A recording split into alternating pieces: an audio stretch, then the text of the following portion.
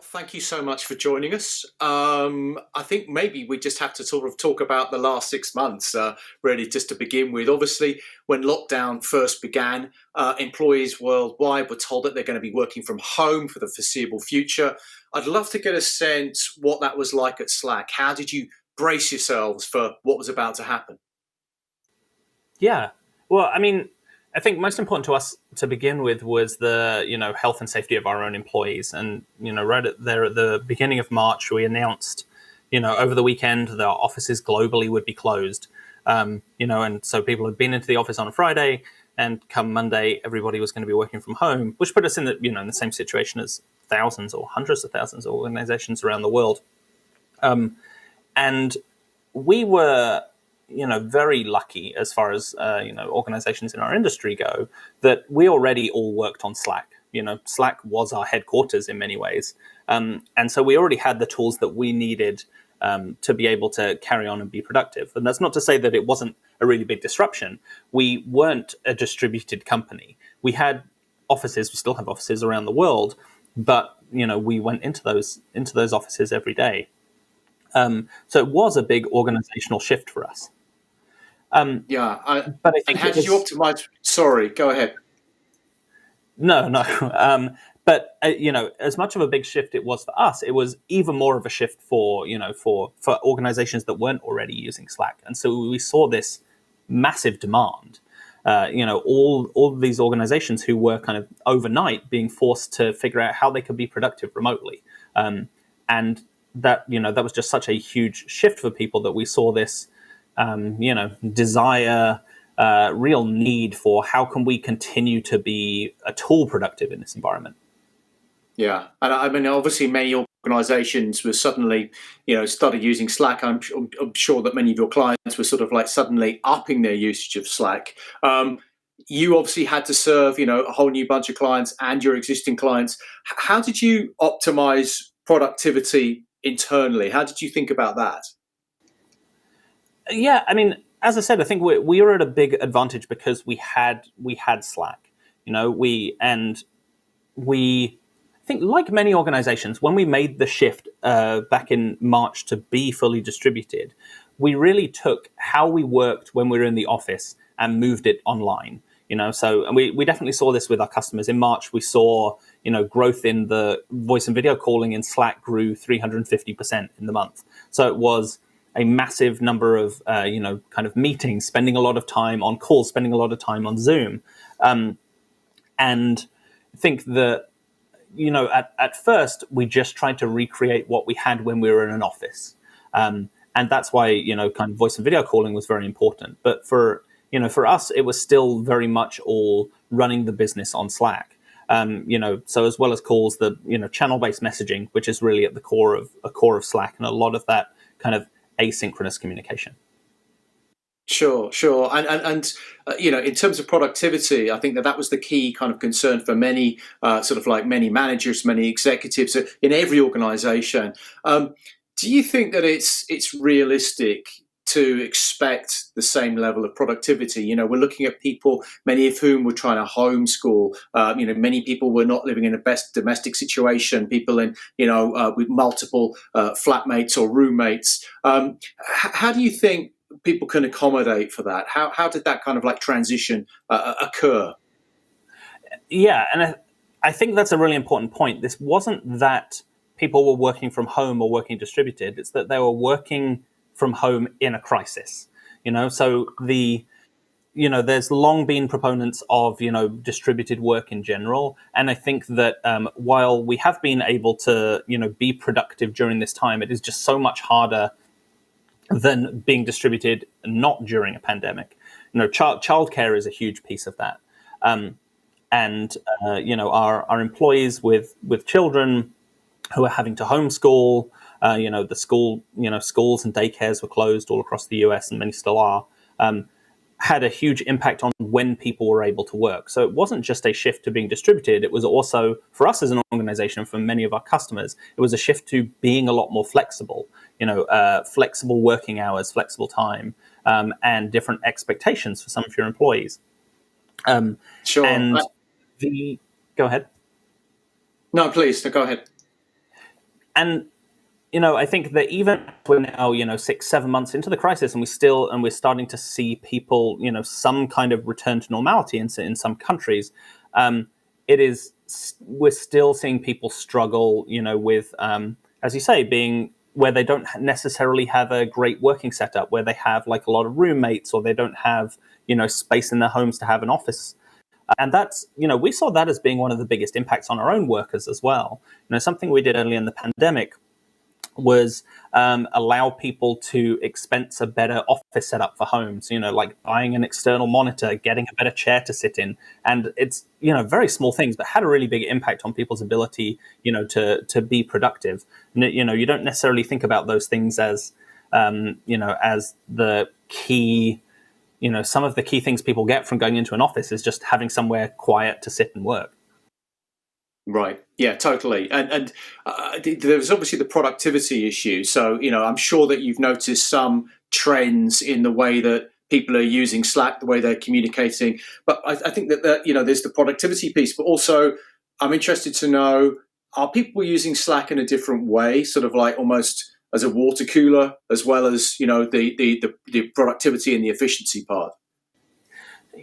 Yeah. And I think that's an important aspect of what we had when we were in the office that we lost. One was, a physical setup where you work and have a desk, but a lot of that is a lot of what's really hard to emulate in a fully distributed way is that kind of social aspect and the building of those kind of soft relationships between between colleagues. It's the serendipitous hallway conversations, talking to somebody over lunch, all that kind of social capital building that's just a lot harder in this environment.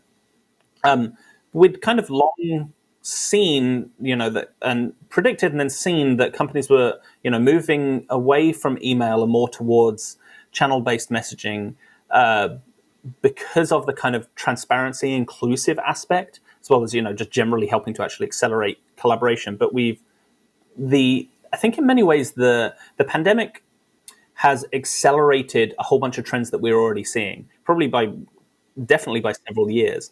So we saw, as well as a huge number of kind of new customers, new companies coming to use Slack, we saw that all of our existing companies were upping the number of minutes per day they were using Slack, the number of hours they were connected to Slack, and the number of messages that they were sending. And so I think that in this scenario, especially with the kind of flexibility needed for people with, childcare responsibilities, being able to move more work to be asynchronous, not necessarily having to have a meeting where everybody is on at the same time, but instead moving that to asynchronous messaging where people can, work flexible hours and still get that work done, I think has been really important for companies to maintain or try to maintain the same level of productivity that they had prior to March. Sure. Yeah, I do think that's been a big switch in terms of that. Like, not everyone has to be, on the channel at exactly the same time of day, for 8 hours. That asynchronous working, I think, is something that's really interesting. I think that it's something that's going to stick with us as well once people do begin to return to the office. I'm just interested to get your sense of which of the trends that you've been seeing in terms of communication or in terms of collaboration do you think are going to stay with us as people do begin to return to physical spaces? Yeah, I think the future of the office is going to be very different. Right? Because we've there hasn't really been a big change in how we view the office since the introduction of the office. But I think that what we've for a lot of collaborative work, the best choice is having everybody together in the same room. The second best scenario is having everybody remote, and that's the situation that we've been in for most of this year.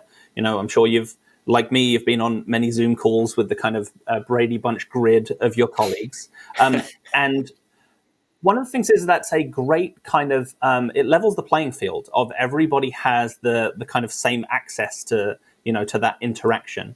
And if you've ever kind of prior to the pandemic been the only person who's dialed into a meeting where everybody else is there in person, you have a very different experience. And I think what we're going to see when offices are able to be opened again and people return to the office, we're going to see some people who want to go back to the office every day. We're going to see some number of people who want to be fully remote all of the time. And we're going to see a large number of people who want flexibility, who want to come into the office some number of days a week. And so I think we're going to really see a big shift in what the office is for. It's no longer the place where everybody comes in every day to sit at their desk and do solo work. It's going to be the primarily the space for collaboration, for when people do need to get together in person. And not everybody is going to be there. I think that's spot on, and I think that you're going to see large companies. I think I think it was Shopify are now thinking about like having less offices, but having a hub that's almost like more of a sort of like a social hub, almost like a Soho house. People can come in and get a meal and get a snack and collaborate rather than actually feel like they're doing that 9 to 5 kind of day. Obviously, we have to talk about other collaboration platforms. Competition is clearly intensified with Microsoft Teams. How do you think about Microsoft at the moment? Yeah, I mean, they're a formidable competitor who we definitely pay a lot of attention to, and I think that definitely what we saw at the beginning of the pandemic was that there was an obvious intense desire for voice and video calling. We saw the incredible rise of Zoom, WebEx, Teams, tools that teams are using for their voice and video calling, which is, kind of felt like an obvious essential. As we moved to working from home, we wanted to recreate the same kind of work that we did in the office. So we used to have meetings all in a meeting room. Now we have meetings all on video. And that's very important. But I think what we're seeing being the kind of the shift towards where the future is going is more asynchronous work. And that's where the messaging part really matters. And messaging is obviously the core of the Slack product. And has, when we think about the way we see messaging used inside some of, the largest companies in the world, our customers, like Microsoft, Verizon, IBM, not Microsoft, Amazon, the scale that Slack can be used at is just very different. We see Slack channels with hundreds of thousands of employees in. That just, the kind of technical architecture just works on a completely different scale. But I think more than that, what we've seen over the last decade, and especially accelerating this year, is the proliferation of software tools used in the workplace. We're using more and more software to get our work done. And the Slack platform sitting at the center of that, tying together all of the bits of software that you use and making them all more valuable, making them making Slack a multiplier in all of the other tools that you use, just puts us uniquely positioned for this kind of era of work. So what's the pitch? What would you say to those watching who've maybe already implemented Teams or considering Teams to convince them to use Slack? Try Slack with your team. It makes your teams more productive, more connected, works with all of the other tools that you use, and increasingly supports this kind of new distributed asynchronous way of working. You don't have to have everybody in the room on a video call at the same time anymore for them to be productive. And that can allow your workforce globally to be more productive and connected even when they're not all online at the same time. And we see the rise of more and more asynchronous tools, things like Loom, which is a tool for sending kind of asynchronous video messages. Things like apps like Hallway that work with Slack for supporting more asynchronous, complex work. Presumably you're thinking about your product roadmap 2021 and beyond. Where are you looking to innovate with these changes that you've described? I think the biggest area for investment for us is that we see that increasingly complex work happens not just within the boundaries of your organization, but between organizations. So whether that's with kind of partners, vendors, supply chains.